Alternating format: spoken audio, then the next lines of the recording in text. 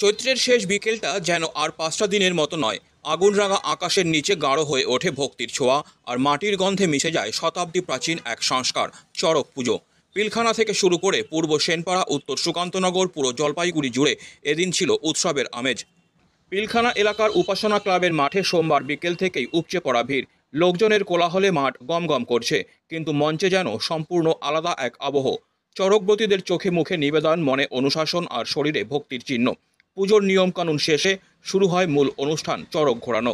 সেই ঘূর্ণনের সঙ্গে যেন মিশে থাকে বছরের সমস্ত ক্লান্তি, অভাব আর কষ্ট, আর তারই মধ্যে জন্ম নেয় এক নতুন প্রত্যাশা, এক নতুন আশীর্বাদ।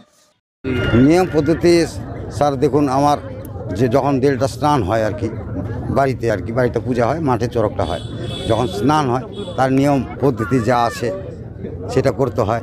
আবার নদীতে নিয়ে স্নান করতে হয়, তাকে নিয়ে এসে ডেলি পূজা দিতে হয়। হ্যাঁ, আর বাপ দাদা ঠাকুর দাদা করে গেছে, তাই স্মৃতিটা পালিত করছি। আমি এখানে করছি 40 বছর। এদিকে পূর্ব সেনপাড়া ও উত্তর সুকান্তনগরের মেলা প্রাঙ্গণ ছিল যেন এক রঙিন গ্রাম্য মেলার পরিণত।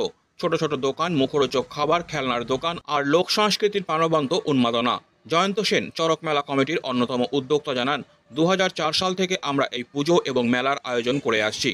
শুধু ধর্মীয় আচার নয়, এর সঙ্গে জড়িয়ে রয়েছে একতার বার্তা, সংস্কৃতির সংরক্ষণ। মেলার মূল আকর্ষণ ছিল চড়ক খেলা, যা দেখতে শহরের বিভিন্ন প্রান্ত থেকে ভিড় জমিয়েছিলেন মানুষজন।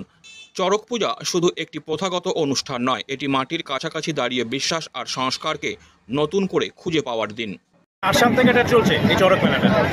এবার হচ্ছে এখানে আশেপাশের যত লোকজন আছে, মানে জনবসতি, সবাই মিলে একত্রে আর কি মেলাটা চলছে।